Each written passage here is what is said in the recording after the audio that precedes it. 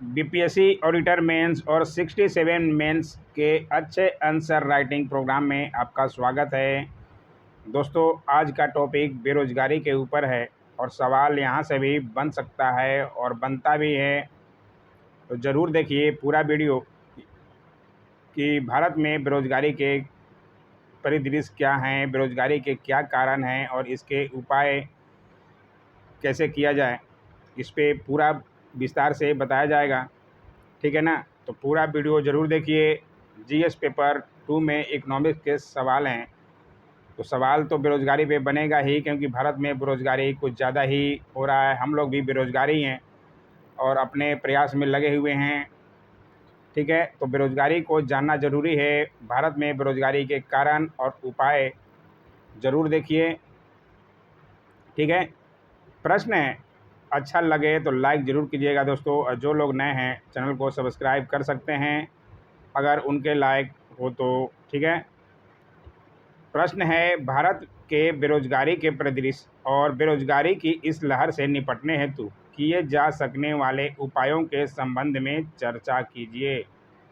ठीक है, इसको किस तरह से लिखेंगे? बेरोजगारी के कारण, ऐसे प्रश्नों को हल करने के लिए आपको बेरोजगारी के कारण सबसे पहले ध्यान रखना होगा, और नए कितने आंकड़े हैं उसको, आंकड़ों को भी आपको बताना होगा। ठीक है, और उपाय क्या क्या किए जा सकते हैं अपनी भाषा में समझाते हुए लिखना है। मैंने अपनी भाषा में लिखा है, समझाने की कोशिश किया है, आपको समझ आए।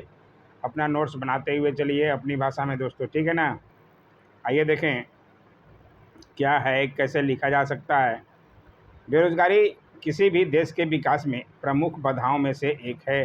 ठीक है, भारत में बेरोजगारी एक गंभीर मुद्दा है। शिक्षा का अभाव, रोजगार के अवसरों की कमी और प्रदर्शन संबंधी समस्याएं कुछ ऐसे कारक हैं जो बेरोजगारी का कारण बनती है।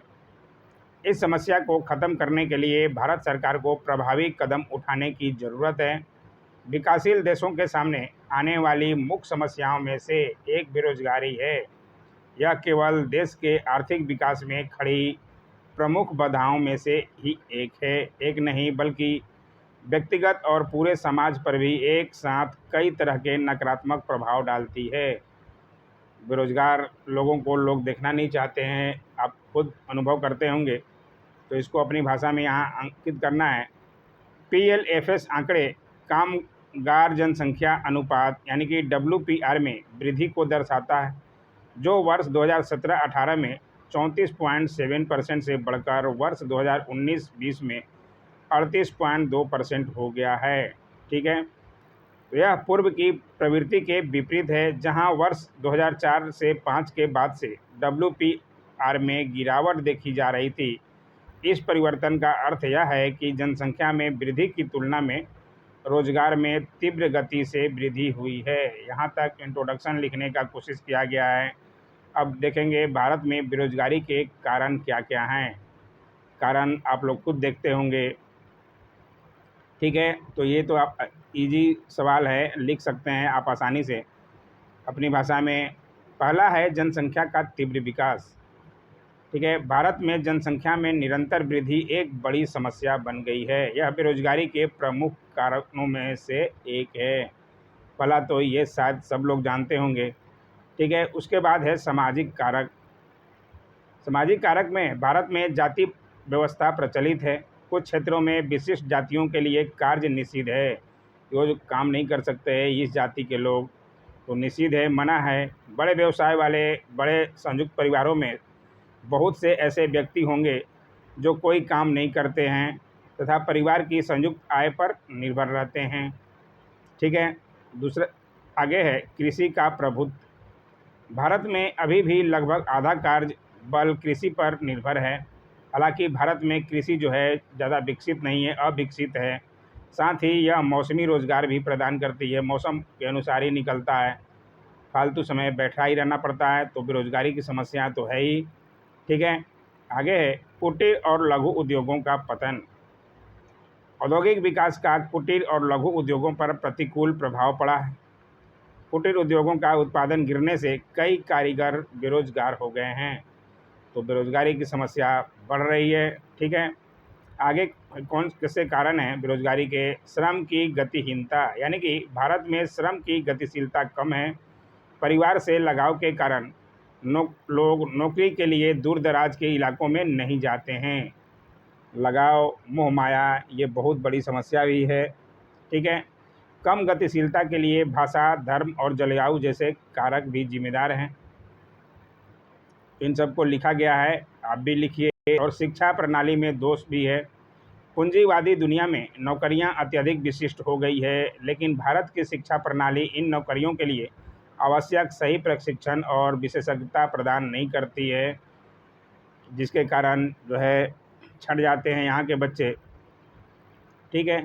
इस प्रकार बहुत से लोग जो कार्य करने के इच्छुक कौशल की कमी के कारण बेरोजगार हो जाते हैं। ठीक है। तो ये थी समस्याएं, कारण क्या क्या थे और आगे की राह क्या होनी चाहिए। आर्थिक विकास प्रारूपों पर पुनर्विचार की आवश्यकता। उसमें है, रोजगार में उल्लेखनीय वृद्धि के बिना राष्ट्रीय आय में उद्योग और सेवा क्षेत्रों की बढ़ती हिस्सेदारी आर्थिक वृद्धि एवं विकास के पारंपरिक प्रारूपों की प्रासंगिकता पर एक गंभीर प्रश्न चिन्ह लगाती है। ठीक है। उसी में आगे है, भारत जैसी उभरती अर्थव्यवस्थाओं के लिए पारंपरिक आर्थिक विकास प्रारूपों और उनकी प्रयोजकता पर पुनर्विचार करने की आवश्यकता है। आगे की राह क्या होनी चाहिए, सरकार को सुझाव देना पड़ेगा। तो आपको किस तरह से देना है? ठीक है।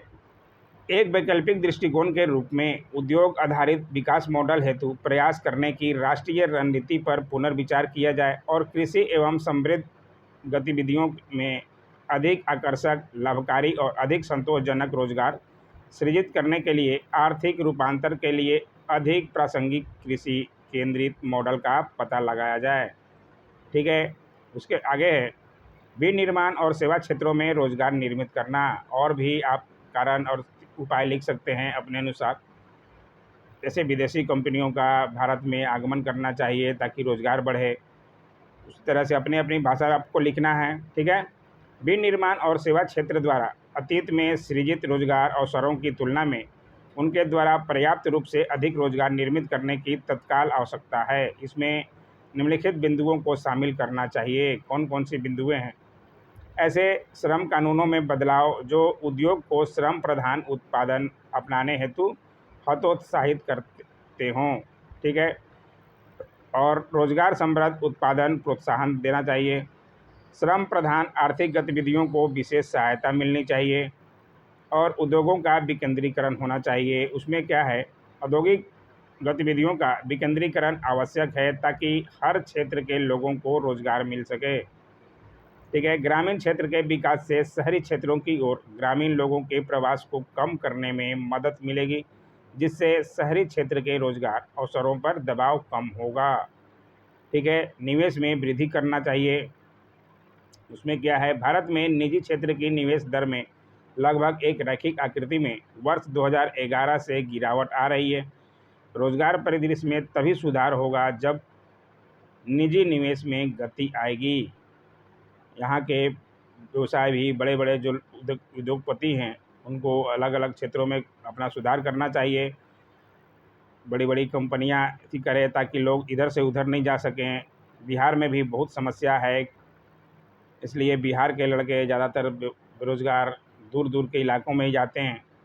सरकार को तकनीकी एवं व्यावसायिक शिक्षा को संरेखित करना चाहिए और गुणवत्तापूर्ण शिक्षा, कौशल और नौकरी सह प्रशिक्षण के माध्यम से मानव पूंजी तथा बुनियादी सामाजिक सुरक्षा में अस्थायी और दीर्घकालीन निवेश करना चाहिए। ठीक है। तो आपको और अधिक अच्छा सुझाव देना है। लास्ट में निष्कर्ष में आपको और अच्छा लिखना है। हमने तो एक नमूना दिया है, आपको इससे भी अच्छा लिखकर जो है बीपीएससी ऑडिटर मेंस के में क्वालिफाई करना ही है दोस्तों। ठीक है। तो ये रहा एक आंसर का नमूना बेरोजगारी के ऊपर। कैसा लगा ज़रूर कमेंट किया कीजिए। Don't forget to like, share, comment and subscribe my YouTube channel. Thanks for watching my YouTube channel.